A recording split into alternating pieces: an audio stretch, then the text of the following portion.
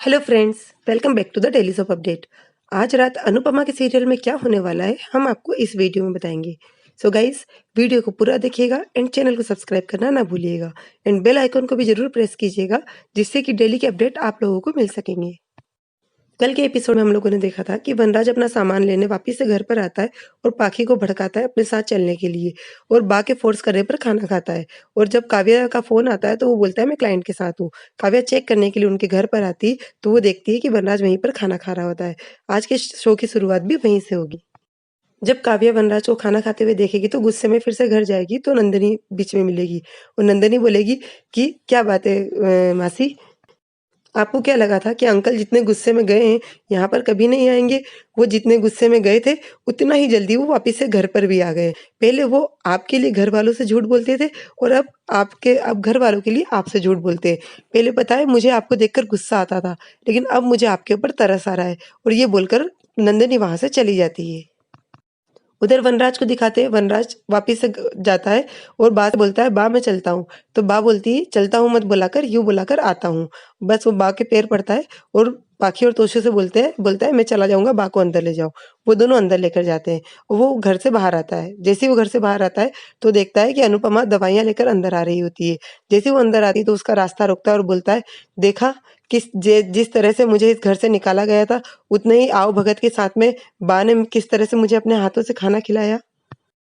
एक बात ध्यान रखना, मैं बेटा हूँ और बेटे से ही घर चलता है। तुम्हें बहू से लाख बेटी बना लिया जाए लेकिन तुम घर नहीं चला सकती हो। ये परिवार, ये बच्चे सिर्फ मेरे हैं और बहुत जल्दी मैं तुमसे बापूजी और बच्चों को छीन लूंगा। तो अनुपमा बोलती है कि छीना छीना तो उनको जाता है जो अपने नहीं होते, और ये परिवार तो आप ही का है, तो आप किससे छीन लेंगे?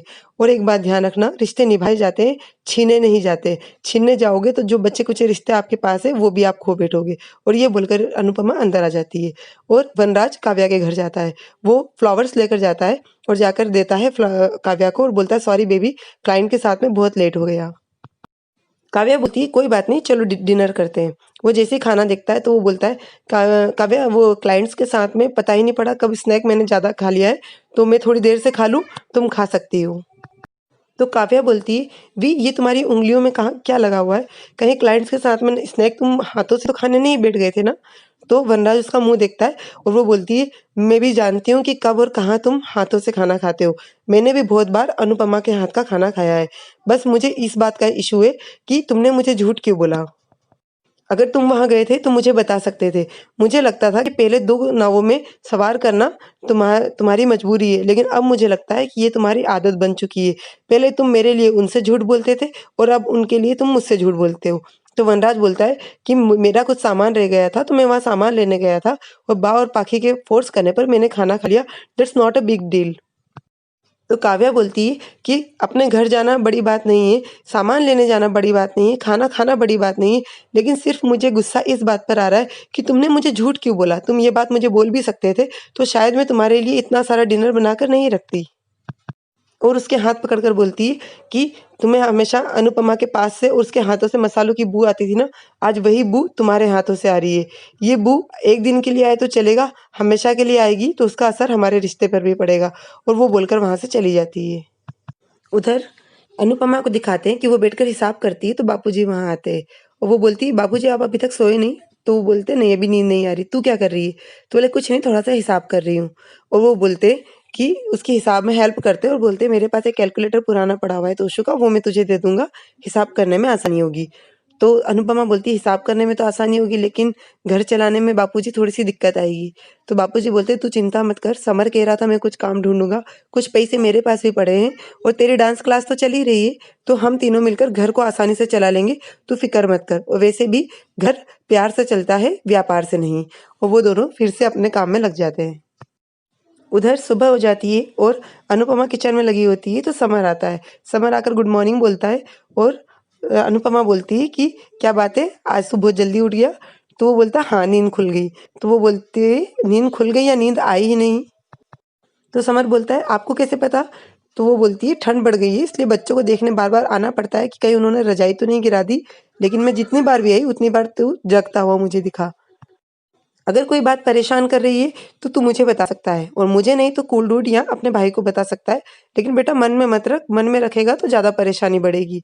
तो फिर वो चुप हो जाता है और बाद में अनुपमा ही बोलती है, वैसे तू चाहे तो मुझे बता सकता है क्योंकि मुझे पता है कि तू नंदिनी से प्यार करता है। तो समर बोलता है, आपको कैसे पता और आपने पहले क्यों नहीं बताया?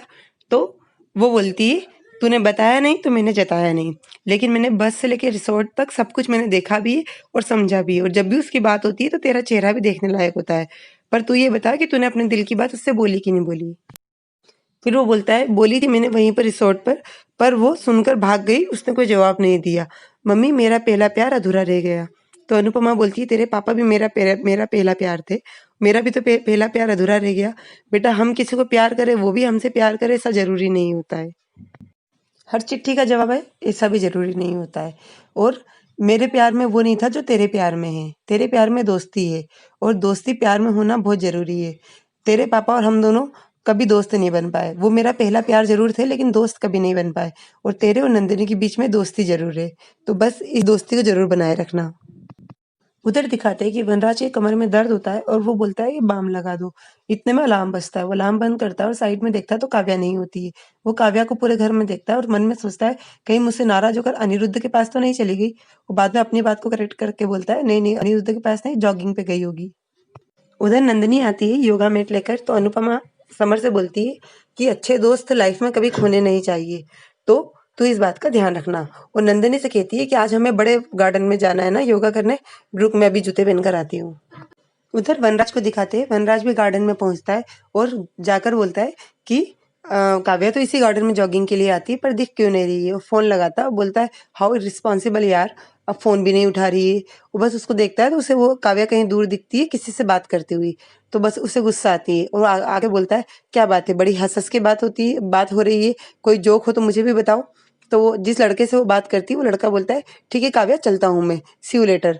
तो वो बोलता है, क्यों क्यों, मेरे आते से जा क्यों रहे हो, करो ना बातचीत करो ना। तो वो लड़का तो चला जाता है और काव्या उस पर फिर चिल्लाती है कि ये कौन सी बात है, मेरी लाइफ है, मुझे जिससे बात करनी है करूंगी, तुम मेरे ऊपर रोक टोक नहीं लगा सकते। जैसे ही वो उसको डांटती है तो देखता है कि पीछे अनुपमा और नंदिनी खड़े होते हैं, वो दोनों भी उनकी लड़ाई सुन लेते हैं। बस नीचे गर्दन कर कर वनराज और काव्या भी चले जाते हैं और अनुपमा और नंदिनी भी तो आगे निकल जाते हैं। उधर दिखाते हैं कि अनुपमा सभी लोगों को सुबह नाश्ता परसती होती है, तो चटनी देखकर बा बोलती है, ये चटनी वनराज को बहुत पसंद है, अब की बार वो आएगा तो उसे ये बनाकर जरूर खिलाएंगे। और ये बोलकर बापूजी की साइड देखकर नीचे मुंह कर कर खाना खाने लग जाती है। तो पारितोष बोलता है, पाखी कहाँ है? इतने में पाखी आती है और बोलती है कि मम्मी मैंने आपको उस कोर्स के बारे में बताया था ना, वो कोर्स मेरी सभी फ्रेंड्स कर रहे हैं तो वो मैं भी करूंगी। तो अनुपमा बोलती है कि हाँ पर वो कोर्स तो महंगा होगा ना। तो वो बोलती है, पाखी बोलती है, ज्यादा महंगा नहीं है, सिर्फ 80,000 का है। तो बाप पानी पीते हुए उनको ठसका लगता है, बापूजी भी फेस देखते हैं और वो बोलती है ये तो बहुत महंगा है। और वहीं पर एपिसोड खत्म हो जाता है। कल के एपिसोड में दिखाएंगे कि पाखी अनुपमा से कहेगी, मम्मी आप चिंता मत करो, कोर्स बहुत महंगा है, मैं जानती हूँ, इसलिए मैंने पापा से कह दिया है, पापा बहुत जल्दी आपके अकाउंट में पैसे ट्रांसफर कर देंगे। और वनराज वहां पर पैसे ट्रांसफर करते हुए मन में सोचेगा, ये रहा अनुपमा तुम्हारे आत्मसम्मान पर मेरी तरफ से सबसे पहला थप्पड़, और उसके अकाउंट में पैसे डालेगा। उसका मैसेज जब मोबाइल पर आएगा तो वो काव्या देख लेगी और काव्या को फिर से गुस्सा आएगा। ये सब गाइस हम लोग कल के एपिसोड में देखेंगे। सो गाइस और आगे की अपडेट के लिए डेली सोप अपडेट से जुड़े रहिएगा। हम लोग कल फिर मिलेंगे नए एपिसोड के साथ में, तब तक के लिए take care and bye bye.